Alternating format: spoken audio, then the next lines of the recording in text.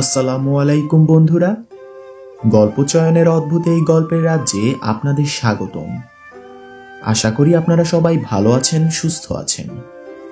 বন্ধুরা, গত 23 ডিসেম্বর আমাদের এই চ্যানেলে 1000 জন সাবস্ক্রাইবার অর্জন হয়েছে। এর জন্য আমি প্রথমেই সৃষ্টিকর্তার শুকরিয়া জ্ঞাপন করছি।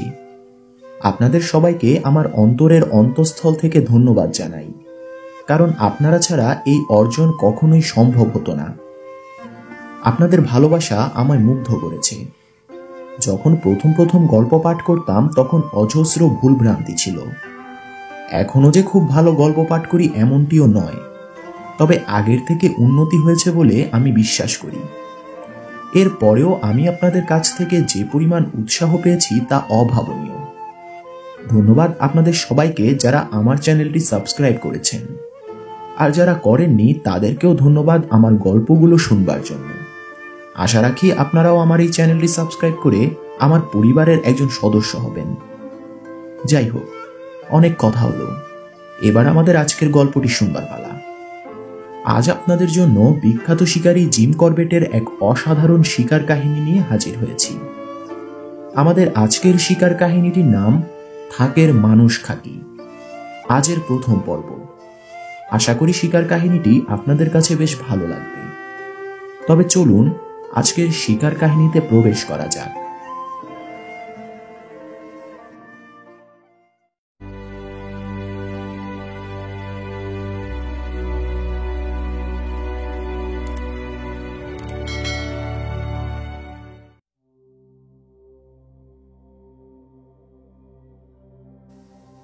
লাধিয়া উপত্যকায় বহু মাস ধরেই শান্তি বিরাজ করছিল, কিন্তু 1938-এর সেপ্টেম্বরে নৈনিতালে একটা সংবাদ এলো যে কোটকিন্দ্রি গ্রামে একটি 12 বছরের মেয়ে বাঘের হাতে মারা পড়েছে। যে খবরটি আমার কাছে বন বিভাগের ডোনাল্ড স্টুয়ার্ট মারফত এলো তাতে বিস্তারিত কিছুই জানা গেল না। কয়েক সপ্তাহ বাদে সেই গ্রামটিতে যাওয়ার পরেই এই মর্মান্তিক দুর্ঘটনা সম্বন্ধে বিস্তারিত জানলাম। মনে হয় একদিন দুপুরবেলা মেয়েটি গ্রামের কাছেই, আর গ্রাম থেকে পরিষ্কার দেখা যায় এমন একটা আম গাছের নিচে ঝরে পড়া আম কুড়াচ্ছিল। এমন সময়ই সেখানে হঠাৎ একটি বাঘ এসে উপস্থিত হয়। যারা আশেপাশে কাজ করছিল তারা কোনো সাহায্যে আসার আগেই বাঘটা মেয়েটিকে নিয়ে চলে যায়। বাঘটার পিছু নেওয়ার কোনো চেষ্টাই করা হয়নি। আমি ঘটনাস্থলে পৌঁছানোর বহু আগেই রক্তের এবং শিকার টেনে নিয়ে যাওয়ার সব দাগই ধুয়ে মুছে গিয়েছিল। ফলে বাঘটা যে মেয়েটিকে কোথায় টেনে নিয়ে গিয়েছিল তা আমি খুঁজে পেলাম না। কোটকিন্দ্রি চুকার 4 মাইল দক্ষিণ পশ্চিমে আর থাক থেকে সোজা 3 মাইল পশ্চিমে। কোটকিন্দ্রি আর থাকের মধ্যের উপত্যকাতেই গত এপ্রিলে চুকার মানুষ খেকোকে গুলি করা হয়েছিল। 1938 সালের গরমকালের মধ্যে বন বিভাগ থেকে এই অঞ্চলের সব গাছগুলি কাটার জন্য চিহ্নিত হয়, কিন্তু একটা আশঙ্কা ছিল যে নভেম্বর নাগাদ যখন গাছ কাটা শুরু হওয়ার কথা তার মধ্যেই যদি মানুষ খেকোটার কোনো ব্যবস্থা না করা যায় তাহলে ঠিকাদাররা মজুর সংগ্রহ করতে পারবে না, ফলে তাদের সব চুক্তি বাতিল হয়ে যাবে। এই সূত্রেই ডোনাল্ড স্টুয়ার্ট মেয়েটি মারা পড়ার অল্প দিনের মধ্যেই আমাকে চিঠি লেখেন। আমি যখন তার অনুরোধে কোটকিন্দ্রি যাওয়ার প্রস্তুতি নিই তখন স্বীকার করতেই হবে যে ঠিকাদারদের স্বার্থ রক্ষা থেকেও স্থানীয় লোকদের উপকারে আসাই আমার কাছে বেশি জরুরি মনে হয়েছিল। আমার পক্ষে কোটকিন্দ্রি যাওয়ার সবচেয়ে সোজা রাস্তা ছিল রেলে টনকপুর যাওয়া, সেখান থেকে পায়ে হেঁটে কালধুঙ্গা আর চুকা হয়ে যাওয়া। এই পথে গেলে আমার 100 মাইল রাস্তা বাঁচবে বটে, কিন্তু আমাকে যেতে হবে উত্তর ভারতের সবচেয়ে বেশি মারাত্মক ম্যালেরিয়া অধ্যুষিত অঞ্চল দিয়ে। এই অঞ্চলটা এড়াবার জন্য আমি স্থির করলাম পাহাড়ের মধ্যে দিয়ে মৌরনৌলা পর্যন্ত যাব। সেখান থেকে পরিত্যক্ত রাস্তা শেরিং রোড দিয়ে সোজা চলে যাব যেখানে কোটকিন্দ্রির ওপরে পাহাড়ের রাস্তাটি শেষ হয়েছে সেখান পর্যন্ত। আমার এই দীর্ঘ পদযাত্রায় প্রস্তুতি যখন চলছে, নৈনিতাল থেকে দ্বিতীয় সংবাদ এলো যে লাধিয়া উপত্যকার বাঁ দিকে চুকার থেকে 8 মাইল দূরে সেম নামের একটি ছোট্ট গ্রামে বাঘের হাতে আরেকজন প্রাণ হারিয়েছে। এবারে বাঘের শিকার হয়েছে একজন বয়স্কা স্ত্রীলোক, সেম গ্রামেরই মোড়লের মা। এই হতভাগ্য স্ত্রীলোকটি মারা পড়ে দুটি থাক করা ধাপকাটা ক্ষেতের মধ্যকার খাড়া পাড়ে ঝোপ কাটার সময়। সে ঝোপ কাটতে আরম্ভ করে 50 গজ লম্বা পাড়ের অন্য প্রান্ত থেকে। ঝোপ কাটতে কাটতে এগিয়ে সে যখন নিজের কুড়ে ঘরের গজখানেকের মধ্যে এসে পড়েছে, তখন ওপরের মাঠ থেকে বাঘটা ওর ওপরে লাফ দেয়। আক্রমণটা এত আশাতীত আর এত অতর্কিতে হয়েছে যে বাঘটা ওকে মেরে ফেলার আগে স্ত্রীলোকটি শুধু একবার চিৎকার করার সময় পায়। বাঘটি ওকে নিয়ে 12 ফুট উঁচু পাড়ে উঠে উপরের মাঠ পেরিয়ে দূরের গভীর জঙ্গলে অদৃশ্য হয়ে যায়। ওর ছেলে প্রায় বছর 20 বয়স। সেই সময় কয়েক গজ মাত্র দূরে একটা ধান খেতে কাজ করছিল। সে পুরো ঘটনাটা দেখতে পায়, কিন্তু সে এত ভয় পেয়েছিল যে কোনো সাহায্যের জন্যই এগিয়ে আসেনি। ছেলেটির জরুরি আবেদনে 2 দিন পরে সেম গ্রামে পাটোয়ারি এসে পৌঁছয়। তার সঙ্গে সংগ্রহ করা জনা 80 লোক। বাঘটা যেদিকে গিয়েছে সেই দিকটি অনুসরণ করে সে স্ত্রীলোকটির জামা কাপড় আর কয়েক টুকরো হাড় কুড়িয়ে পায়। এক রৌদ্রোজ্জ্বল দিনে বেলা 2টো নাগাদ ঘটনাটি ঘটে। আর বাঘটা তার শিকার খায় যে কুড়ে ঘরের কাছে স্ত্রীলোকটি মেরেছিল তার মাত্র 60 গজের মধ্যেই। এই দ্বিতীয় সংবাদটি পৌঁছানোর পর আলমোড়া, নৈনিতাল আর গাড়োয়াল এই 3টি জেলার ডেপুটি কমিশনার ইবসন আর আমি যুদ্ধকালীন পরামর্শ বৈঠকে বসলাম। সেই বৈঠকের সিদ্ধান্ত অনুযায়ী ইবসন তার তিব্বত সীমান্তে আসকটে একটা জমি বিরোধের নিষ্পত্তি করতে যাওয়া স্থগিত রাখলেন। তিনি সেখানে বেরোনোর জন্য তৈরি হয়েছিলেন। ঠিক ছিল তিনি বাগাম্বর হয়ে আসকটে যাবেন, কিন্তু নতুন ঘটনার পরিপ্রেক্ষিতে ঠিক হলো তিনি প্রথমে আমার সঙ্গে যাবেন সেমে এবং সেখান থেকে আসকটে রওনা হবেন। যাত্রার জন্য যে পথটি আমি বেছে নিয়েছিলাম সেটা পাহাড়ের চড়াইয়ে ভরা, তাই শেষে ঠিক হলো আমরা নান্ধাউর উপত্যকা দিয়ে যাব। নান্ধাউর আর লাধিয়ার মধ্যের জলধারা অতিক্রম করে লাধিয়া নদীর ধার দিয়ে দিয়ে সেম গ্রামে পৌঁছব। সেই পরিকল্পনা অনুযায়ী ইবসনরা নৈনিতাল ছাড়লেন 12ই অক্টোবর। তার পরদিন আমি তাদের সঙ্গে যোগ দিলাম চৌরগল্লিয়ায়। নান্ধাউর নদীর পাড় দিয়ে যাওয়ার সময় আমাদের পথ চলা আর মাছ ধরা একই সঙ্গে চলতে থাকলো। ট্রাউট মাছ ধরার হালকা ছিপে যেদিন আমরা সবচেয়ে বেশি মাছ ধরি সেদিন ধরেছিলাম 120টি মাছ। পঞ্চম দিনে আমরা পৌঁছালাম দুর্গা পেপলে। এখানে নদীর গতিপথ ছেড়ে আমরা একটা খুব খাড়া চড়াইয়ে উঠে রাত কাটালাম নদীটিরই উপরে। পরদিন সকালে খুব ভোরে যাত্রা করে সে রাতে আমরা চালতি থেকে 12 মাইল দূরে লাধিয়ার বাঁ পাড়ের তাঁবু খাটালাম। সেবার আমাদের সৌভাগ্যক্রমে বর্ষা তাড়াতাড়ি চলে গিয়েছিল, কারণ পাহাড়ের পাথুরে গাগুলো খাড়া উপত্যকায় নেমে যাওয়ার দরুন প্রায় প্রত্যেক সিকিমাইল অন্তর আমাদের নদী পেরোতে হচ্ছিল। এরকম ভাবে পার হতে গিয়ে আমাদের পাচক, যে জুতোশুদ্ধ 5 ফুটের বেশি লম্বা হবে না, একবার তো প্রায় ভেসেই যাচ্ছিল। তার সলিল সমাধি হতো যদি না আমাদের খাবারের ঝুড়ি যে লোকটি বহন করছিল সে তৎক্ষণাৎ সাহায্য না করত। চৌরগল্লিয়া ছাড়ার 10 দিন পরে আমরা সেই গ্রামের এক নির্জন মাঠে তাঁবু ফেললাম। মাঠটি যে কুড়ে ঘরের কাছে স্ত্রীলোকটি মারা পড়েছিল তার থেকে 200 গজ দূরে। লাধিয়া আর সারদা নদীর সঙ্গমস্থল থেকে মাঠটির দূরত্ব হবে 100 গজ মতন।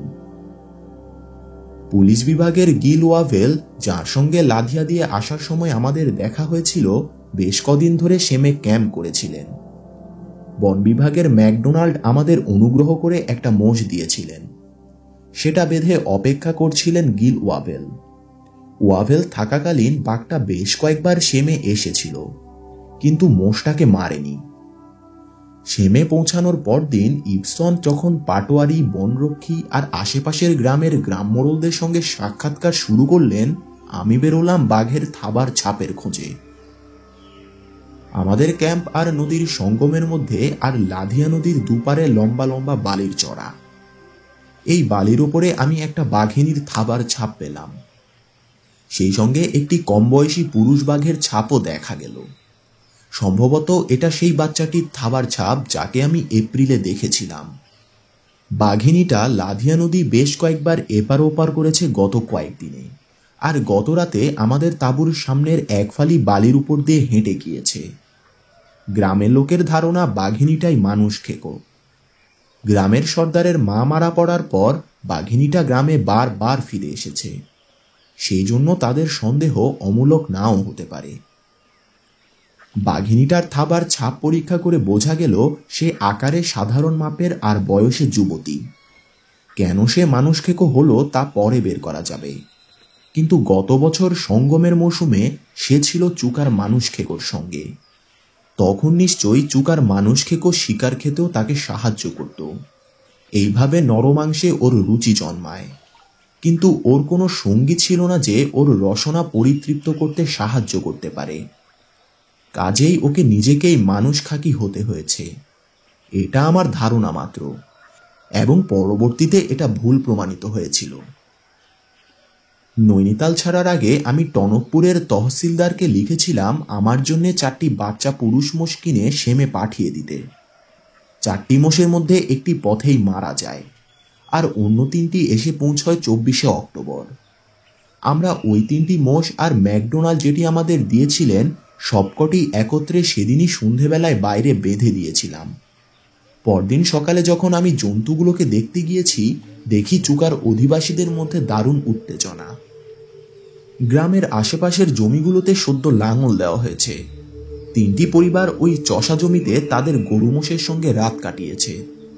বাঘিনীটি গত রাতে তাদের খুব কাছ দিয়ে যাতায়াত করেছে। তাদের ভাগ্য ভালো, কারণ প্রতিবারই গরু মোষগুলো বাঘিনীটাকে দেখতে পেয়ে ঘুমন্ত লোকজনদের সাবধান করে দিয়েছে। চষা জমি পেরিয়ে বাঘিনীটি কোটকিন্দ্রির পথ ধরে চলে গিয়েছে। যাওয়ার পথে আমাদের 2টি মোষের খুব কাছ দিয়ে চলে গিয়েছে সে, কিন্তু 2টির একটিকেও স্পর্শ করেনি। আমরা সেমে পৌঁছানোর পরে পাটোয়ারি, বনরক্ষী এবং গ্রামবাসীরা আমাদের বুঝিয়েছিল যে মোষ বেঁধে রাখা শুধু সময়ের অপব্যয় হবে, কারণ ওদের দৃঢ় ধারণা মানুষ খাকি ওগুলো মারবে না। কারণ হিসেবে ওরা বলেছিল এভাবে মানুষ খাকিটিকে মারার চেষ্টা এর আগে অনেকেই করেছে, কিন্তু কোনো ফল হয়নি। আর মানুষ খাকিটা যদি মোষই খেতে চায়, তাহলে জঙ্গলে বহু মোষ চড়ে বেড়াচ্ছে, যে কোনো একটা বেছে নিলেই হলো। ওদের উপদেশ সত্ত্বেও আমরা কিন্তু মোষ বাঁধা বন্ধ করলাম না। এর পরের দুরাত বাঘিনীটা একটি বা একাধিক মোষের খুব কাছ দিয়ে যাতায়াত করেছে, কিন্তু কাউকে স্পর্শ করেনি। পরদিন সকালে আমরা যখন প্রাতরাশ সারছিলাম, থাকের মোড়লের ভাই তেওয়ারির নেতৃত্বে একদল লোক ক্যাম্পে এসে পৌঁছলো আর খবর দিল যে তাদের গ্রামের একজনকে খুঁজে পাওয়া যাচ্ছে না। ওরা বলল লোকটি গতকাল দুপুরে বেরিয়েছিল। যাওয়ার আগে স্ত্রীকে বলে গিয়েছিল যে ওর গরু মোষ যাতে গ্রামের সীমানার বাইরে না চলে যায় তাই দেখতে যাচ্ছে ও। ওর না ফেরা দেখে মনে হচ্ছে মানুষ খাকির হাতেই মারা পড়েছে লোকটি। আমরা খুব তাড়াতাড়ি প্রস্তুত হয়ে নিলাম এবং 10টা নাগাদ আমরা থাকের দিকে রওনা হলাম। আমাদের সঙ্গে রইল তেওয়ারি আর তার দলবল। দূরত্ব মাত্র 2 মাইল হলে কি হবে, চড়াইটা ভয়ানক খাড়া, আর আমরাও চেষ্টা করছিলাম কোনো সময় নষ্ট না করে যত তাড়াতাড়ি সম্ভব পৌঁছতে।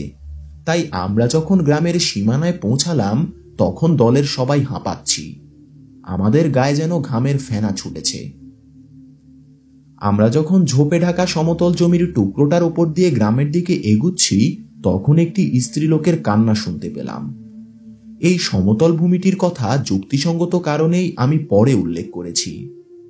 কোনো ভারতীয় স্ত্রীলোক যখন মৃতের শোকে চিৎকার করে কাঁদে তখন সে আওয়াজ ভুল করার উপায় নেই। জঙ্গল থেকে বেরিয়ে আমরা শোকার্ত স্ত্রীলোকটির কাছে এলাম। যে লোকটি নিখোঁজ হয়েছে তারই স্ত্রী মেয়েটি। চষা জমির পারে আরো 10-15 জন লোক আমাদের জন্য অপেক্ষা করছিল। এই লোকগুলি আমাদের জানালো যে ওপরে তাদের বাড়ি থেকে তারা সাদা কিছু একটা দেখতে পেয়েছে। সেটা নিখোঁজ লোকটির কাপড় বলেই তাদের কাছে মনে হয়েছে। যেখানে তারা দেখতে পেয়েছে সে জায়গাটি আমরা যেখানে দাঁড়িয়ে আছি সেখান থেকে 30 গজ দূরে একটা ঘন ঝোপে ভরা জমিতে। ইপসন, তেওয়ারি আর আমি সাদা জিনিসটার তল্লাশে বেরোলাম। মিসেস ইপসন স্ত্রীলোকটিকে এবং অন্যান্য লোকজনদের নিয়ে গ্রামের দিকে রওনা হয়ে গেলেন। মাঠটিতে কয়েক বছর চাষাবাদ হয়নি। মাঠটি এক জাতীয় ঘন ঝোপে ঢাকা। সেই ঝোপের গাছগুলো অনেকটা চন্দ্রমল্লিকা গাছের মতো। আমরা যখন সাদা জিনিসটার প্রায় ওপরে গিয়ে দাঁড়িয়েছি তখন তেওয়ারি জিনিসটি নিখোঁজ মানুষটির ধুতি বলে চিনতে পারল। তার কাছেই পড়েছিল লোকটির টুপি। জায়গাটায় যে একটি লড়াই হয়ে গিয়েছে তা বোঝা গেল, কিন্তু কোথাও কোনো রক্তের চিহ্ন নেই। যেখানে প্রথম আক্রমণ হয়েছিল সেখানে আর যেখান দিয়ে লোকটিকে টেনে নিয়ে যাওয়া হয়েছে তারও বেশ খানিকটা জায়গায় রক্তের দাগ না থাকার মানে বাঘটা লোকটিকে প্রথমে কামড়ে যে জায়গাটায় ধরেছিল সেখান থেকে দাঁত সরায়নি। কামড়ের জায়গা পরিবর্তন না করলে রক্ত পড়ার কথা নয়। পাহাড়ে আমাদের 30 গজ ওপরে লতায় ঢাকা ঝোপের ভিড়। লোকটিকে টেনে নিয়ে যাওয়ার চিহ্ন অনুসরণ করার আগে এই জায়গাটা ভালো করে খুঁজে দেখতে হবে, কারণ বাঘিনীটাকে আমাদের পেছনে রাখা কোনো কাজের কথা নয়।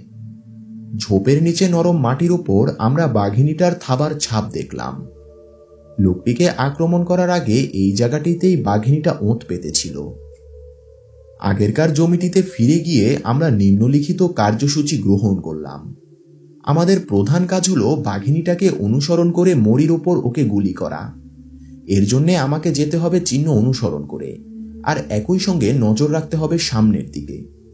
তেওয়ারি, যার কাছে কোনো অস্ত্র ছিল না, সে থাকবে আমার 1 গজ পেছনে, আর তার কাজ হবে ডাইনে বাঁয়ে তীক্ষ্ণ লক্ষ্য রাখা। ইবসন থাকবেন তেওয়ারির 1 গজ পেছনে। তার দায়িত্ব থাকবে পেছনের আক্রমণ থেকে আমাদের রক্ষা করা। আমি বা ইবসন যদি বাঘিনীর একটা কেশাগ্র কোথাও দেখতে পাই, তাহলে অগ্রপশ্চাৎ বিবেচনা না করে আমাদের গুলি ছুটতে হবে। এই জায়গাটায় গতকাল গরু চড়েছিল, ফলে জমির অবস্থা ভালো নয়। কোনো রক্তের দাগ ছিল না। বাঘটার যাওয়ার একমাত্র চিহ্ন ছিল কোথাও কোথাও উল্টে থাকা পাতায় বা পায়ে মারানো ঘাসে।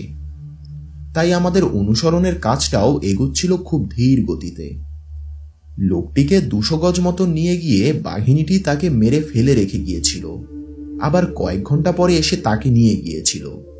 ঠিক সেই সময়ই থাকের লোকেরা এদিক থেকে কয়েকটি সম্বরের ডাক শুনতে পেয়েছিল। লোকটিকে মারার পরই না নিয়ে যাওয়ার কারণ হতে পারে লোকটির গরু মোষগুলি এই আক্রমণ দেখেছিল, তারাই হয়তো বাঘিনীটাকে তাড়িয়ে দিয়েছিল। লোকটি যেখানে পড়েছিল সে জায়গাটা রক্তে ভেসে গিয়েছিল। বাঘিনীটি আবার যখন লোকটিকে তুলে নিয়ে যায় তখন গলার জখম দিয়ে রক্ত পড়া বন্ধ হয়ে গিয়েছিল। তাছাড়া বাঘিনীটি প্রথমে লোকটিকে গলায় ধরে, এরপর ধরেছিল পিঠে, তাই অনুসরণের কাজটা আমাদের পক্ষে আরো শক্ত হয়ে উঠল। বাঘিনীটি পাহাড়ের ঢাল ছাড়েনি। এখানে ঘন ঝোপের ভিড়, 2-1 গজের বেশি দূরে দেখাই যায় না, তাই আমাদের গতিও ক্রমে মন্থর হয়ে এলো। 2 ঘন্টায় আমরা আধ মাইল রাস্তা পেরিয়ে একটি ঢালের উপর পৌঁছালাম। এই ঢালটির পরেই সেই উপত্যকাটি, যেখানে 6 মাস আগে আমরা চুকার মানুষ খেকো বাঘটার খোঁজ পেয়েছিলাম আর মেরেও ছিলাম। এই ঢালটির উপরে একটা বিশাল ঊর্ধ্বমুখী পাথর, অর্থাৎ আমরা যেদিক থেকে এসেছি পাথরটির মুখ তার বিপরীত দিকে। বাঘিনীটির থাবার ছাপ চলে গেছে পাথরটার ডান দিক ঘেঁষে। আমার নিশ্চিত বিশ্বাস হলো বাঘিনীটা পাথরের ঝুঁকে পড়া অংশটার নিচে অথবা তারই আশেপাশে লুকিয়ে আছে।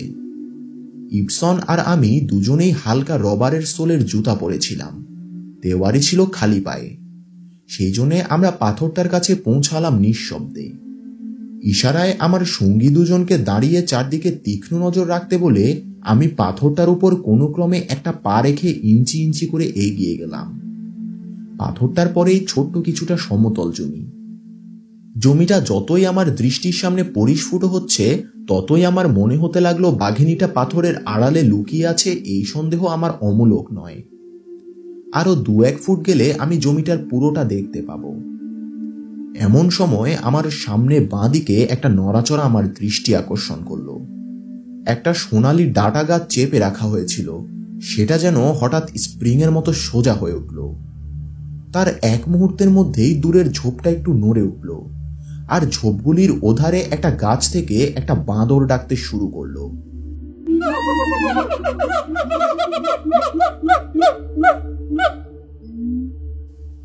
বাঘিনীটা তার খাওয়ার পর ঘুমানোর জায়গাটা বেঁচেছিল খুব সযত্নে, কিন্তু আমাদের দুর্ভাগ্যক্রমে সে ঘুমিয়ে পড়েনি। পাথরের ওপর আমার মাথার উপরটা দেখতে পেয়ে ওটা উঠে দাঁড়ায় এবং একটু পাশে সরে গিয়ে একটা ব্ল্যাকবেরি ঝোপের মধ্যে অদৃশ্য হয়ে যায়। ও যদি অন্য কোথাও শুয়ে থাকতো তাহলে ও যত তাড়াতাড়ি চলুক না কেন, আমি গুলি করার আগে ও কিছুতেই সরে যেতে পারতো না।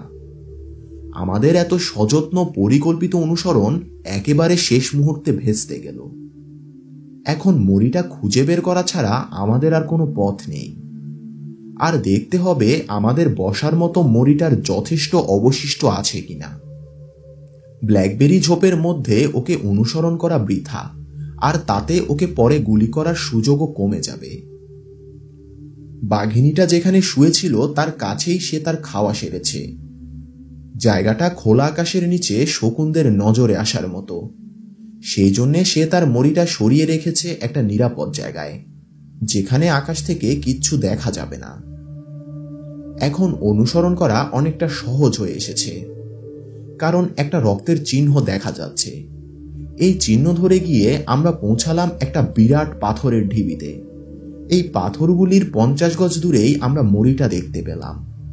ওই ছিন্ন ভিন্ন ক্ষতবিক্ষত রক্তমাংসের তালের বর্ণনা দিয়ে আমি আপনাদের অনুভূতির উপর অত্যাচার করতে চাই না।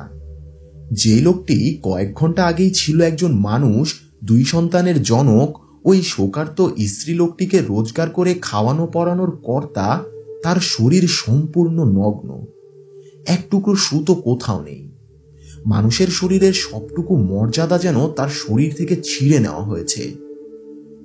স্ত্রীলোকটিকে এখন মেনে চলতে হবে ভারতীয় বৈধব্যের কঠোর অনুশাসন। সারা জীবন এর থেকে আর মুক্তি নেই। আমি এরকম দৃশ্য আমার 32 বছরের মানুষ খেকো শিকারের জীবনে অনেক দেখেছি। প্রতিবারই মনে হয়েছে দুঃস্বপ্নের মতো ওই একতাল মাংসপিণ্ড দেখে সবাই কষ্ট পাওয়ার থেকে শিকার আর ঘাতককে এক জায়গায় ছেড়ে দিলেই ভালো হতো। কিন্তু এসব সত্ত্বেও খুনের বদলা খুন, এই সহজাত প্রতিশোধ স্পৃহায় জয়ী হতো। এছাড়াও অপ্রতিরোধ্য হয়ে উঠত আশেপাশের গ্রামগুলিকে যে সন্ত্রাসের থেকে ভয়াবহ আর কিছুই হতে পারে না এমন সন্ত্রাস থেকে মুক্ত করার বাসনা। আর যতই উদ্ভট হোক না কেন, একটা আশা সবসময় থাকে যে কোনো অলৌকিক শক্তির জোরে বাঘের শিকার হয়তো এখনো বেঁচে আছে, হয়তো ওর শুশ্রূষার প্রয়োজন। যে জানোয়ার সম্ভবত মরির ওপর জখম হয়ে মানুষ খেকো হয়েছে, তাকে মরির কাছে গুলি করার সুযোগ মেলে না বললেই চলে। তাকে মারার চেষ্টা যতই ব্যর্থ হয়, সে যেভাবেই হোক না কেন জানোয়ারটিও হয়ে ওঠে সেই পরিমাণে সতর্ক। এরপরে এমন একটা সময় আসে যখন একবার খেয়েই জানোয়ারটি মরি ছেড়ে চলে যায়, অথবা ছায়ার মতো নিঃশব্দে ফিরে আসে। ফিরে আসার সময় প্রতিটি ডালপালা তীক্ষ্ণ দৃষ্টিতে পরীক্ষা করতে করতে আসে, কারণ ও নিশ্চিত জানে যে তার হবু ঘাতক যতই সাবধানে লুকোক, যতই নিঃশব্দ নিশ্চল হয়ে থাকুক, ও তাকে খুঁজে বের করবেই। এরকম ক্ষেত্রে গুলি করার সুযোগ মেলে লাখে একটা, কিন্তু সুযোগ এলে আমাদের মধ্যে কেউ ছাড়বে কি? যে ঝোপটার মধ্যে বাঘিনীটা আশ্রয় নিয়েছিল সেটার আয়তন হবে প্রায় 40 বর্গ গজ। বাঁদরটার চোখ ফাঁকি দিয়ে ওর পক্ষে এই ঝোপ পেরিয়ে যাওয়া কোনো মতেই সম্ভব নয়। আর বাঁদরটা ওকে দেখলেই আমাদের হুঁশিয়ারি দেবে। সেই জন্য আমরা পিঠে পিঠ লাগিয়ে বসলাম ধূমপান করতে, আর জঙ্গল আমাদের আরো কি শোনায় তা শোনার জন্য। এর মধ্যেই আমাদের ঠিক করতে হবে আমাদের পরবর্তী কর্তব্য কি। মাচা তৈরি করতে হলে আমাদের গ্রামে ফিরে যেতে হবে, আর সেই ফাঁকে বাঘিনী নিশ্চয়ই মরিটা তুলে নিয়ে যাবে। যখন সে পুরো মানুষটাকে নিয়ে যাচ্ছিল তখনই তাকে অনুসরণ করা যথেষ্ট কঠিন ছিল, আর এখন যখন ওর ভার অনেক কমে গেছে এবং ও বাধা পেয়েছে, তখন হয়তো ও মাইলের পর মাইল চলে যাবে। আমরা হয়তো মরিটা আর খুঁজেই পাবো না। সেই জন্যই আমাদের মধ্যে একজনের মরিটার কাছে থাকা দরকার, অন্য দুজন দড়ির খোঁজে গ্রামে যেতে পারে। ইবসন ওর স্বাভাবিক বেপরোয়া সাহসে গ্রামে যেতে চাইলেন। আমরা যে কঠিন রাস্তা দিয়ে সদ্য এসেছি সেটা এড়াবার জন্য তিনি যখন তেওয়ারির সঙ্গে পাহাড়ের গা বেয়ে নেমে গেলেন, আমি মরির কাছে একটা ছোট্ট গাছের উপর চড়ে বসলাম। মাটির উপর 4 ফুট মতো উঠে গাছটা দুভাগে ভাগ হয়ে গিয়েছে। তারই একটিতে হেলান দিয়ে এবং অন্যটিতে পা রেখে কোনো ক্রমে আমি বসলাম। আমার বসার জায়গাটির যা উচ্চতা, তাতে বাঘিনী মরির দিকে এগুলে ওকে দেখা যাবে। আর যদিও আমাকে আক্রমণ করার কোনো মতলব করে থাকে, তাহলে আক্রমণের দূরত্বে আসার আগেই আমি ওকে দেখতে পাব। ইবসন যাওয়ার পর 15-20 মিনিট কেটেছে। হঠাৎই আমি শুনলাম একটা পাথর সামনে পেছনে টলে যাওয়ার শব্দ। বোঝাই যাচ্ছিল পাথরটা খুব দুর্বল ভারসাম্য নিয়ে কোনো রকমে আটকে ছিল। বাঘিনী যখন ওটার উপরে তার ভর দিয়েছে, তখন পাথরটা সামনের দিকে টলে গেছে টের পেয়েই বাঘিনী পা সরিয়ে নিয়েছে, আর পাথরটা আবার ফিরে এসেছে যথাস্থানে। আমার সামনে বাঁ দিকে প্রায় 20 গজ দূর থেকে শব্দটা এসেছিল। আমার পক্ষে গাছ থেকে পড়ে না গিয়ে একমাত্র ওই একটা দিকেই গুলি করা সম্ভব। সময় গড়িয়ে চলল। প্রতি মুহূর্তে আমার আশা ক্ষীণ থেকে ক্ষীণতর হচ্ছিল। স্নায়ুবিক উত্তেজনা আর ভারী রাইফেলটার ভার যখন অসহ্য হয়ে উঠেছে, তখন হঠাৎ আমার কানে এলো ঝোপের ওপর দিক থেকে একটা ডাল ভাঙার শব্দ। বাঘ কিভাবে জঙ্গল দিয়ে চলাফেরা করতে পারে, এটা তারই একটা উদাহরণ। আওয়াজটা থেকে আমি বুঝতে পেরেছিলাম ঠিক কোথায় ও আছে। আমার দৃষ্টি নিবদ্ধ ছিল সেই দিকে, কিন্তু তা সত্ত্বেও ও এসেছে, আমায় দেখেছে, কিছুক্ষণ দাঁড়িয়ে আমায় লক্ষ্য করেছে এবং তারপর চলে গিয়েছে। অথচ একটি পাতা কিংবা একটা ঘাসের শীর্ষ পর্যন্ত আমি নড়তে দেখিনি। স্নায়ুর ওপর ভার যখন হঠাৎ কমে যায়, তখন ব্যথায় আড়ষ্ট মাংসপেশিগুলো একটু আরাম চায়। এক্ষেত্রে তার মানে রাইফেলটা হাঁটুর উপর নামিয়ে কাঁধের ও হাতের পেশিগুলোকে কিছুটা বিশ্রাম দেওয়া। যত সামান্যই হোক না কেন, এই একটু নড়াচড়াতেই আমার সারাটা শরীর যেন একটু আরাম পেল। বাঘিনীটার দিক থেকে আর কোনো আওয়াজ এলো না। তার 1 কি 2 ঘন্টা পরে আমি শুনলাম ইবসন ফিরে আসছেন। আমি যতজনের সঙ্গে শিকারে গিয়েছি তাদের মধ্যে ইবসনের মতো সঙ্গী আমি আর কখনো পাইনি। ওর যে শুধু অসাধারণ সাহস তাই নয়, ওর প্রত্যেকটি খুঁটিনাটি জিনিসের দিকে লক্ষ্য।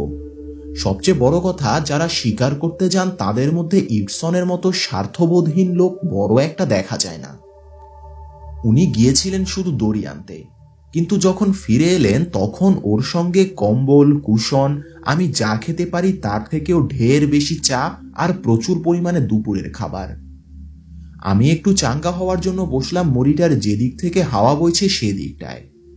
ইবসন বাঘিনীর লক্ষ্য বিভ্রান্ত করার জন্য প্রায় 40 গজ দূরে একটা গাছের উপর একজন লোক উঠিয়ে দিলেন, আর নিজে উঠলেন মরিটার উপর একটা গাছে দড়ির মাচা তৈরি করতে। মাচা তৈরি হয়ে গেলে ইবসন মরিটাকে কয়েক ফুট সরিয়ে দিলেন। কাজটা খুব আনন্দদায়ক হয়নি নিশ্চয়ই।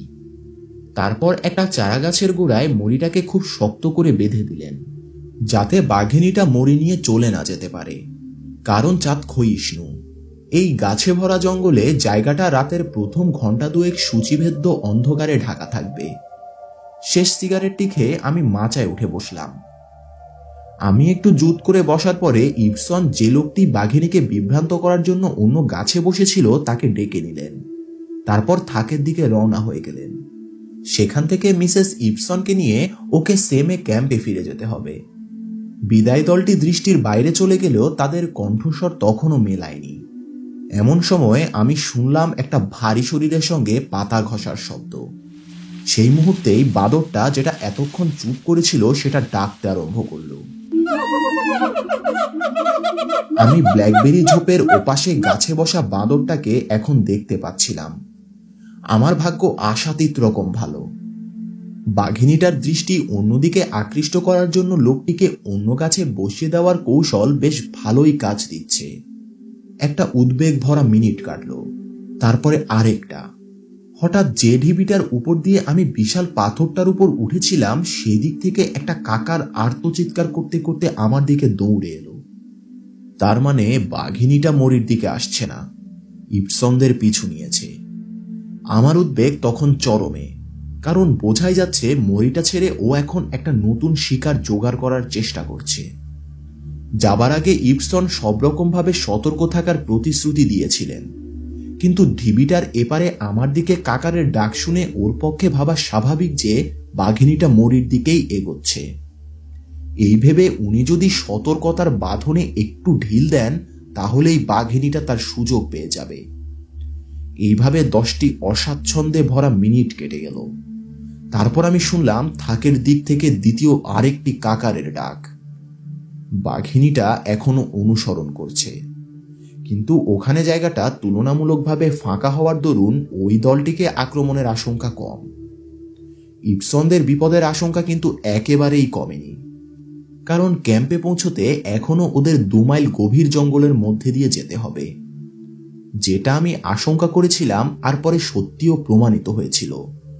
ওরা যদি আমার গুলির আওয়াজ শোনার জন্য সূর্যাস্ত পর্যন্ত থাকেন, তাহলে এখানে আসার পথে ওদের ভয়ানক বিপদের ঝুঁকি নিতে হবে। ভাগ্যক্রমে ইবসন বিপদের গুরুত্ব বুঝেছিলেন এবং দলটিকে একজোটে রেখেছিলেন। পরদিন সকালে থাবার ছাপ দেখে বোঝা গেল বাঘিনীটা সারাটা পথ ওদের পিছু পিছু গিয়েছিল, কিন্তু তা সত্ত্বেও ওরা নিরাপদেই ক্যাম্পে পৌঁছেছিলেন।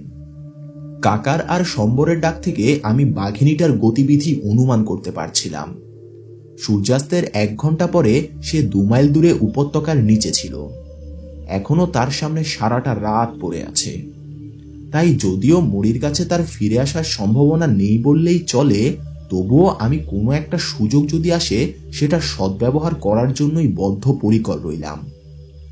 সেটা ছিল প্রচণ্ড শীতের রাত, তাই ভালো করে কম্বল মুড়ি দিয়ে আমি বেশ জুত করে বসলাম, যাতে ঘন্টার পর ঘন্টা নড়াচড়া না করলেও কোনো অসুবিধে না হয়। আমি মাচায় বসেছিলাম বিকাল 4টার সময়। রাত 10টা নাগাদ আমি শুনলাম 2টি জানোয়ার পাহাড় থেকে আমার দিকে নেমে আসছে। গাছের নিচের জমাট অন্ধকারে ওদের দেখা যাচ্ছে না, তবে ওরা যখন মরিটার পায়ের দিকে এলো তখন বুঝলাম ও 2টি সজারু। গায়ের কাঁটার শব্দ করে ও গুরুগম্ভীর আওয়াজ করে, যা একমাত্র সজারুর পক্ষেই সম্ভব, ওরা মরিটার কাছে এগিয়ে বার কয়েক ঘুরে আবার নিজেদের পথ ধরল। আরও 1 ঘন্টা পরে আমার নিচের উপত্যকা থেকে একটি জানোয়ারের ডাক শুনলাম। চাঁদ তার বেশ কিছুক্ষণ আগেই উঠেছে। জানোয়ারটা যাচ্ছে পূব থেকে পশ্চিম দিকে।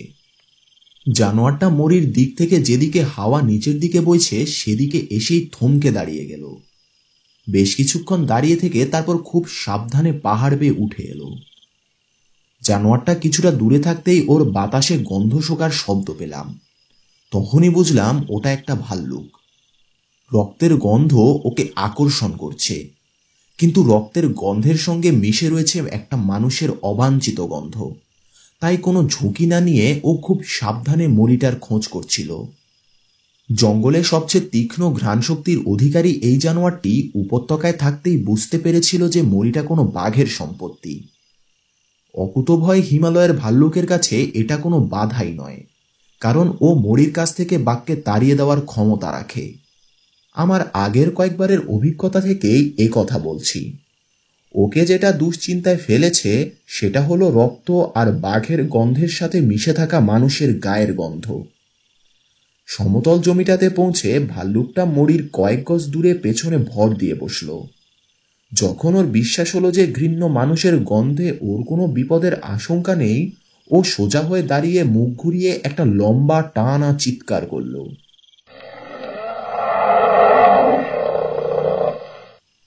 ডাকটা সম্ভবত তার কোনো সঙ্গিনীকেই।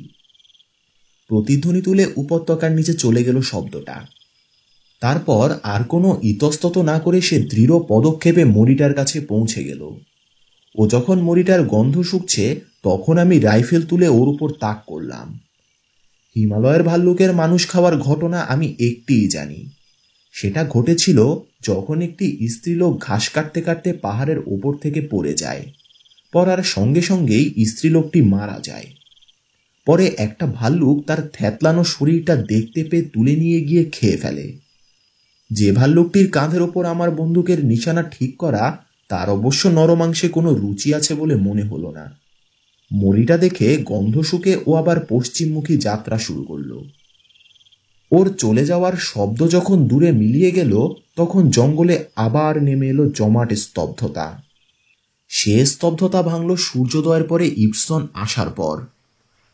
ইবসনের সঙ্গে এসেছিল মৃতলোকটির ভাই এবং অন্যান্য আত্মীয়। ওরা মৃতের দেহাবশেষ খুব শ্রদ্ধার সঙ্গে একটা পরিষ্কার সাদা কাপড়ে জড়িয়ে নিল। তারপর 2টো চারাগাছের সঙ্গে ইবসনের দেওয়া দড়ি দিয়ে একটা দোলনা মতন বানিয়ে সারদা নদীর তীরে শ্মশান ঘাটের দিকে রওনা হলো। যাওয়ার সময় তারা হিন্দু মন্ত্র বলতে বলতে চলল।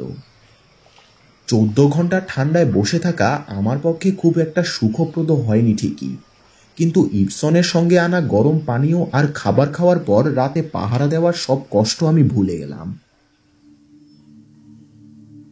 27 তারিখ সন্ধেবেলা ইবসনদের চুকা পর্যন্ত অনুসরণ করার পর বাঘিনীটা রাতে কোনো এক সময় লাধিয়া পেরিয়ে আমাদের ক্যাম্পের পেছনে একটা আগাছার জঙ্গলে ঢুকেছিল।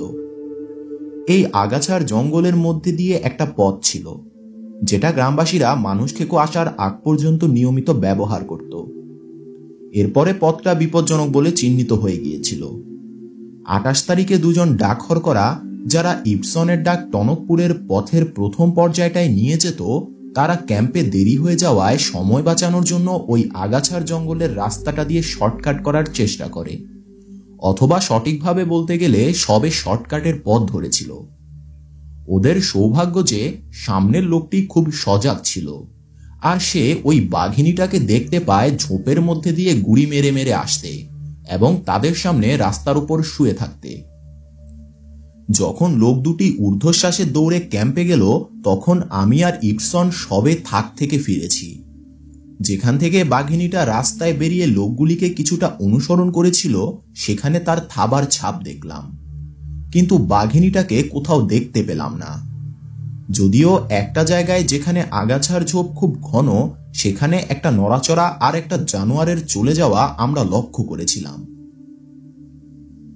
29 তারিখ সকালে থাক থেকে একদল লোক এসে খবর দিল যে তাদের একটা ষাঁড় গত রাত্রে গোয়ালে ফেরেনি। যেখানে ষাঁড়টাকে শেষ দেখা গিয়েছিল সেখানে অল্প একটু রক্তের ছাপ দেখা গেছে। বেলা 2টোর সময় আমি আর ইবসন ঘটনাস্থলে পৌঁছালাম। এক পলক মাটির দিকে তাকিয়েই আমরা বুঝলাম যে কোনো বাঘই ষাঁড়টাকে মেরে টেনে নিয়ে গেছে। তাড়াতাড়ি মধ্যাহ্নভোজন শেষ করে আমি আর ইবসন ষাঁড়টাকে টেনে নিয়ে যাওয়ার দাগ ধরে অগ্রসর হলাম। আমাদের সঙ্গে দুজন লোক চলল মাচা তৈরির দড়ি নিয়ে। দাগটা পাহাড়ের গা বেয়ে উঠে গেছে 100 গজ, তারপর সোজা নেমে গেছে সেই খাতটার ভেতর যেখানে গত এপ্রিলে আমি বড় বাঘটাকে গুলি করেছিলাম, কিন্তু আমার তাক ফসকে গিয়েছিল। এই খাতটার কয়েকশো গজ নিচে বিশাল দেহী ষাঁড়টা দুটো পাথরের ফাঁকে ত্রিশঙ্কুর মতো ঝুলছে। ষাঁড়টাকে সরাতে না পেরে বাঘিনীটা ওর পেছন দিক থেকে কিছুটা খেয়ে বাকিটা ফেলে রেখে চলে গেছে।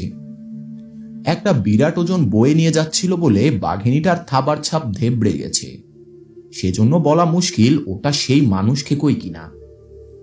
কিন্তু এই অঞ্চলের কোনো বাঘই আমাদের সন্দেহের বাইরে নয়, কাজেই আমি মরির উপর বসাই স্থির করলাম। মরিটার ধারে কাছে শুধু একটাই নিঃসঙ্গ গাছ।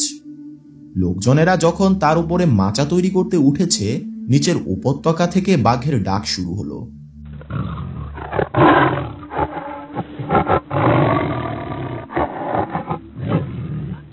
খুব তাড়াতাড়ি দুটো ডালের মধ্যে কয়েকটা দড়ি পাক দিয়ে দেওয়া হলো। ইবসন রাইফেল হাতে পাহারায় রইলেন। আমি গাছে উঠে আমার জায়গায় বসলাম। আগামী 14 ঘন্টার মধ্যে আমি হাড়ে হাড়ে বুঝতে পেরেছিলাম যে এরকম কষ্টদায়ক আর বিপজ্জনক মাচায় আমি আর কখনো বসিনি। গাছটা পাহাড়ের গা থেকে হেলেছিল, আর অসমানভাবে টানা যে 3টি দড়ির উপর আমি বসেছিলাম তার ঠিক নিচে 100 গজ মতো খাড়া খাদ গিয়ে পড়েছে একটা পাথর ভর্তি নালায়। আমি গাছে ওঠার সময় বাঘটা বেশ কয়েকবার ডেকেছিল। সন্ধে গভীর হওয়া পর্যন্ত সে ডাক সমানেই চলল, শুধু ডাকের মধ্যের সময়ের ব্যবধানটা বেড়ে যাচ্ছিল। ওর শেষ ডাকটা শোনা গেল 0.5 মাইল দূরের একটা ঢিবির উপর থেকে।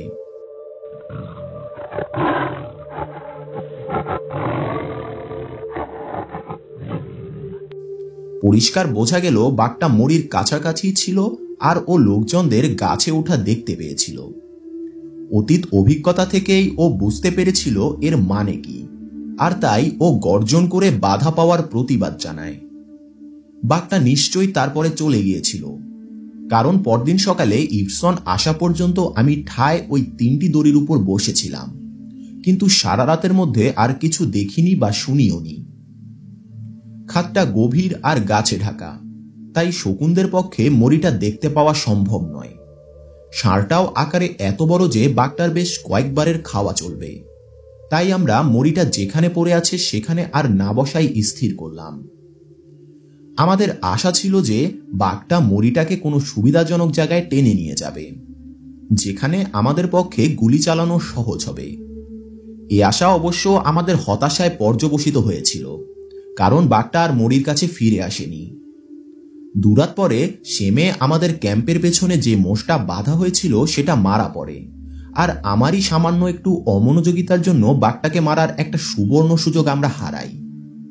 যে লোকগুলি এই দুর্ঘটনার সংবাদ আনে তারা বলে যে দড়িটা দিয়ে মোষটি বাঁধা ছিল সেটা ছিঁড়ে খাদের নিচ থেকে মোষটাকে ওপরে বয়ে নিয়ে যাওয়া হয়েছে। এটা সেই খাদ যেখানে আমি আর ম্যাকডোনাল্ড গত এপ্রিলে একটা বাঘিনীর পিছু নিয়েছিলাম। যেহেতু সেবার বাঘিনীটি তার মরি খাদের কিছুটা উপরে বয়ে নিয়ে গিয়েছিল, আমি বোকার মতো সিদ্ধান্ত করলাম এবারও বাঘিনীটি সেরকম কিছুই করবে। প্রাতরাশ সেরে আমি আর ইপসন বেরোলাম মরিটা দেখার জন্য, আর সন্ধেবেলা মরিটার ওপর বসার কোনো সম্ভাবনা আছে কিনা তা যাচাই করার জন্য। যে খাদের মধ্যে মোষটি মারা পড়েছে সেটা প্রায় 50 গজ চওড়া আর নিচে গভীর হয়ে মিশেছে পাহাড়ের পাদদেশের সঙ্গে। খাদটা 200 গজ মতো সোজা চলে গেছে, তারপর বেঁকে গেছে বাঁ দিকে। বাঁকটার পরেই বাঁদিকে একটা জায়গায় ঘন চারা গাছের ঠাস বুননি, আর তারপরেই একটা 100 ফুট ঘাসে ঢাকা ঢিবি। খাদটার মধ্যে চারা গাছগুলোর কাছে একটা ছোট্ট পুকুরও আছে। আমি এপ্রিল মাসে খাদটা বেয়ে বেশ কয়েকবার উঠেছি, কিন্তু চারা গাছের জঙ্গলটি বাঘের লুকোনোর সম্ভাব্য জায়গা বলে আমার কখনো মনে হয়নি। সেজন্যই মোড় নেওয়ার সময় আমার যত সতর্ক থাকা উচিত ছিল আমি তা ছিলাম না। ফলে পুকুরে জলপানরত বাঘিনীটাই আমাদের সর্বপ্রথম দেখতে পায়। ওর পালাবার একটাই মাত্র নিরাপদ পথ ছিল, সেটাই ও ধরল। পথটা সোজা পাহাড়ের খাড়াই বেয়ে ঢিবিটার ওপর দিয়ে দূরে শালবনে গিয়ে মিশেছে। পাহাড়ে চড়ার পক্ষে খাড়াইটা অত্যন্ত বেশি, তাই আমরা একটা সম্বরের চলার পথ ধরে খাদটার গা বেয়ে চললাম। এই পথটা অনুসরণ করেই আমরা এসে পৌঁছালাম ঢিবিটার ওপর। বাঘিনীটা এখন একটা ত্রিভুজাকৃতি জঙ্গলের মধ্যে। তার একদিকে ঢিবিটা, একদিকে লাধিয়া, আর অন্যদিকে একটা গিরিশিখর, যার গা বেয়ে নামা কোনো জানোয়ারের পক্ষেই সম্ভব নয়। জঙ্গলটার আয়তন বড় নয়, আর এর মধ্যে ছিল বেশ কয়েকটা হরিণ, যেগুলো মাঝে মধ্যে ডেকে বাঘের গতিবিধি সম্বন্ধে আমাদের ওয়াকিবহল রাখছিল। কিন্তু আমাদের দুর্ভাগ্য, জমিটায় গভীর সরু সব বৃষ্টির জলের নালা, এগুলোর মধ্যেই শেষে আমরা বাঘিনীর থাবার ছাপ হারিয়ে ফেললাম। আমরা তখনও মরিটা দেখিনি, তাই আমরা সেই সম্বর চলার পথ ধরেই আবার খাদে ফিরে এলাম, আর মরিটাকে পেলাম চারা গাছগুলির মধ্যে লুকোনো অবস্থায়। এই চারা গাছগুলির গুড়ির ব্যাস 6 ইঞ্চি থেকে 1 ফুটের মধ্যে। মাচা বাঁধার পক্ষে এগুলো যথেষ্ট মজবুত নয়, তাই মাচা বাঁধার পরিকল্পনা আমাদের ত্যাগ করতে হলো। একটা শাবল দিয়ে অবশ্য পাহাড়ের গা থেকে একটা পাথর তুলে এনে বসার জায়গা করা যেত, কিন্তু যেখানে মানুষ খেকো নিয়ে কারবার সেখানে তা না করাই ভালো। অথচ গুলি করার এরকম একটা সুযোগ ছেড়ে দিতেও আমাদের ঘোর অনিচ্ছে। তাই আমরা মুড়ির কাছে ঘাসের মধ্যে লুকিয়ে থাকার কথা ভাবলাম, কারণ আমাদের আশা ছিল বাঘিনীটা অন্ধকার নামার আগেই ফিরে আসবে, আর ও আমাদের দেখার আগেই ওকে আমরা দেখতে পাব। কিন্তু এই পরিকল্পনার দুটো প্রধান অন্তরায় ছিল। প্রথমত, আমরা যদি গুলি চালাতে না পারি আর বাঘিনীটা যদি ওর মরির কাছে আমাদের দেখতে পায়, তাহলে গত দুবারের মতো এবারও হয়তো সে মরিটা ছেড়ে চলে যাবে। আর দ্বিতীয়ত, মরিটা আর ক্যাম্পের মধ্যের জায়গাটা ঘন আগাছার জঙ্গল। আমরা অন্ধকারে এই জঙ্গলের মধ্যে দিয়ে যাওয়ার চেষ্টা করলে বাঘিনীটা ইচ্ছে মতো আমাদের বিপদে ফেলতে পারবে। সেই জন্য গভীর অনিচ্ছে সত্ত্বেও আমরা সে রাতের মতো মরিটা বাঘের কাছে রেখে যাওয়াই স্থির করলাম। সব পরিকল্পনা আমাদের তোলা রইল পরদিন সকালের জন্য। পরদিন সকালে ফিরে এসে দেখি বাঘিনী মরিটা তুলে নিয়ে গেছে। খাদের নিচ দিয়ে প্রায় 300 গজ মতো সে গেছে পাথরের ওপর পা দিয়ে। সেই জন্য মরি টেনে নিয়ে যাওয়ার কোনো দাগ নেই। মরিটা যেখান থেকে তোলা হয়েছে তার 300 গজ দূরে একটা জায়গায় আমরা হতবুদ্ধি হয়ে দাঁড়িয়ে গেলাম। যদিও ভিজে জমির ওপর বেশ কিছু দাগ দেখা যাচ্ছে, কিন্তু এর কোনোটাই সেই মরি টেনে নিয়ে যাওয়ার সময় হয়নি। অবশেষে কয়েকবার জায়গাটা চক্কর মেরে আমরা সেই জায়গাটি খুঁজে পেলাম যেখানে খাদ ছেড়ে বাঘিনীটি বাঁ দিকের পাহাড়ের উপর উঠে গেছে। যে পাহাড়টার ওপর দিয়ে বাঘিনী তার মরি নিয়ে গেছে সেটা ফার্ন এবং সোনালি ডাটা গাছে ভর্তি, তাই বাঘিনীটাকে অনুসরণ করা কঠিন নয়, কিন্তু ওপরে ওঠা কঠিন, কারণ পাহাড়টার চড়াই খুব খাড়া, আর মাঝে মধ্যেই আমাদের পথ ছেড়ে ঘুরে অন্যদিকে গিয়ে চিহ্ন খুঁজতে হচ্ছিল। প্রায় 1000 ফুটের এই দুরূহ পথ ওঠার পর আমরা এসে পৌঁছালাম একটা সমতল ভূমিতে। তার বাঁ দিকে প্রায় 1 মাইল চওড়া একটা পাহাড়। সমতল জমিটার পাহাড়ের দিকটি ফাটা এবড়ো খেবড়ো, আর এই গর্তগুলির মধ্যে গজিয়ে উঠেছে নিবিড় শালবন। গাছগুলো 2 ফুট থেকে 6 ফুট লম্বা। বাঘিনীটা মরি টেনে নিয়ে গেছে ওই নিবিড় শালবনের আশ্রয়ে। মরিটার গায়ে পা লাগা পর্যন্ত আমরা বুঝতে পারিনি ওটা কোথায় আছে। মোষটার যেটুকু অবশিষ্ট আছে সেটুকু দেখার জন্য আমরা তাকিয়েছি। এমন সময় আমাদের ডান দিক থেকে একটা চাপা গর্জন শোনা গেল।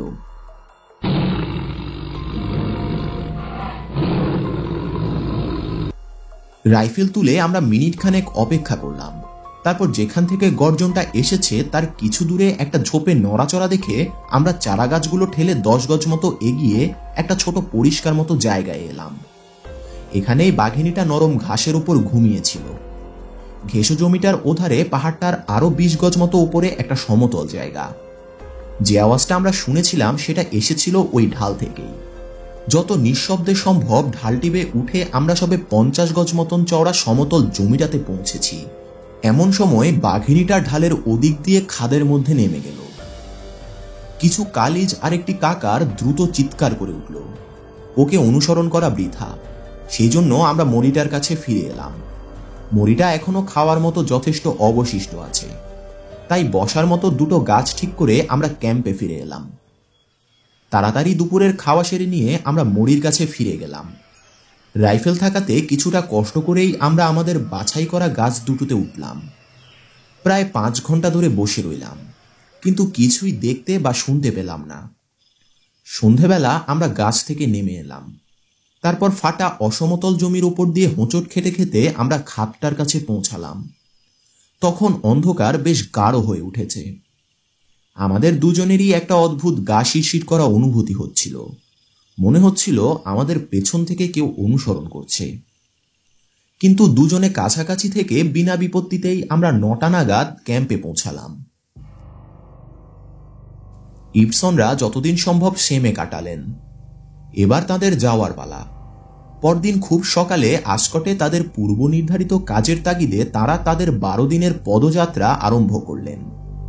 যাওয়ার আগে ইবসন আমাকে দিয়ে প্রতিজ্ঞা করিয়ে নিলেন যে আমি কোনো মরি একা অনুসরণ করব না, বা সেমে আর 2-1 দিনের বেশি থেকে আরো বেশি করে নিজেদের জীবন বিপন্ন করব না।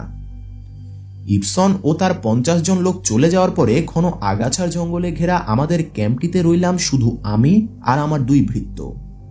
আমার কুলিরা ছিল গ্রামের সর্দারের বাড়ির একটি ঘরে। তাই সারাদিন ধরে আমি তাদের লাগিয়ে দিলাম ভেসে আসা কাঠ সংগ্রহের কাজে। এখানে এই কাঠ অজস্র পাওয়া যায়। এর কারণ আমি চেয়েছিলাম সারা রাত আগুন জ্বালিয়ে রাখতে। বাঘিনীটা হয়তো আগুন দেখে ভয় পেয়ে পালাবে না, কিন্তু সে যদি আমাদের তাঁবুর আশেপাশে রাতে ঘোরাঘুরি করে তাহলে আগুনের আলোয় তাকে দেখতে পাবো আমরা। যাই হোক, রাতে বড় করে আগুন জ্বালিয়ে রাখার সপক্ষে প্রয়োজন হলে আমাদের আরো যুক্তি আছে, কারণ রাতগুলো এখন বেশ ঠান্ডা। সন্ধ্যের দিকে আমার লোকেরা নিরাপদে ক্যাম্পে ফিরে এলো। বাঘিনীটা নদী পেরিয়েছে কিনা দেখার জন্য একটা রাইফেল নিয়ে আমি লাধিয়ার দিকে গেলাম। আমি বালির ওপরে বেশ কিছু ছাপ দেখলাম, কিন্তু তার মধ্যে কোনোটাই নতুন নয়। সন্ধেবেলা যখন আমি ফিরলাম তখন আমার ধারণা আরো দৃঢ় হলো যে বাঘিনীটা এখনো নদী বেরোয়নি, আমাদের দিকেই আছে। প্রায় 1 ঘন্টা পরে অন্ধকার তখন বেশ ঘনিয়ে উঠেছে। হঠাৎই আমার তাঁবুর কাছে একটা কাকার ডাকতে শুরু করলো। তার ডাক সমানে চলল প্রায় আধ ঘন্টা ধরে। মোষবাদার কাজটি আগে ইবসনের লোকদের উপর ছিল, তার ভার এখন আমার লোকরাই নিল। পরদিন সকালে তারা যখন মোষগুলোকে আনতে গেল তখন আমি তাদের সঙ্গে গেলাম। আমরা বেশ কয়েক মাইল হাঁটলাম, কিন্তু বাঘিনীর কোনো চিহ্নই আমার চোখে পড়ল না। প্রাতরাশ সেরে একটা ছিপ নিয়ে আমি 2টি নদী যেখানে মিলেছে সেখানে গেলাম। সেদিনটা ছিল আমার জীবনের সবচেয়ে ভালো একটা মাছ ধরার দিন। জায়গাটা বড় বড় মাছে ভর্তি। আমার হুইল বারে বারে ভেঙে গেলেও সেদিন মহাশোল মাছ যা মেরেছিলাম তা আমার ক্যাম্পকে খাওয়ানোর পক্ষে যথেষ্ট। আগের সন্ধ্যের মতো আজও আমি লাধিয়া পেরোলাম। উদ্দেশ্য একটা পাথরের ওপর থেকে নদীর ডান পারে খোলা জায়গাটার উপর নজর রাখা। লক্ষ্য করা কখন বাঘিনীটা নদী পেরোয়। দুটো নদীর সঙ্গমের জলোচ্ছ্বাসের আওয়াজ থেকে সরে আসতেই শুনলাম আমার বাঁ দিকের পাহাড় থেকে একটা সম্বর আর একটা হরিণের ডাক। পাথরটার কাছে এগোতেই দেখলাম বাঘিনীটার সদ্য ফেলা থাবার ছাপ। সেই ছাপ অনুসরণ করে ফিরে দেখি যেখানে বাঘিনীটা হেঁটে নদী পেরিয়েছে সেখানকার পাথরগুলি তখনও ভিজে। মাছ ধরার সুতো শুকোবার জন্য কয়েক মিনিট দেরি, এক কাপ চায়ের প্রলোভনে কিছুটা সময় ব্যয়, এর মূল্য দিতে হবে একটি মানুষের জীবন দিয়ে, কয়েক হাজার লোকের সপ্তাহের পর সপ্তাহ উদ্বেগের আর আমার দীর্ঘ পরিশ্রমের বিনিময়ে। কারণ আমি যদিও সেমে আরও 3 দিন ছিলাম, বাঘিনীটাকে গুলি করার আর কোনো সুযোগই আমি পাইনি। 7 তারিখ সকালে টনকপুরে যাওয়ার 20 মাইল হাঁটার প্রস্তুতি হিসেবে যখন আমি ক্যাম্প ভেঙে দিচ্ছিলাম, তখন আশপাশের গ্রাম থেকে লোকজন ভিড় করে এলো। তারা আমায় অনুরোধ করলো আমি যেন তাদের মানুষ খেকোর খেয়াল খুশির উপর ফেলে দিয়ে না চলে যাই। ওদের মতো অবস্থায় যারা পড়েছে তাদের যতটুকু উপদেশ দেওয়া যায় তা দিয়ে আমি যত তাড়াতাড়ি সম্ভব ফিরে আসার প্রতিশ্রুতি দিলাম তাদের। পরদিন সকালে টনকপুর থেকে আমি ট্রেন ধরলাম এবং 9 নভেম্বর নৈনিতালে পৌঁছালাম। আমি ঠিক 1 মাস বাইরে ছিলাম।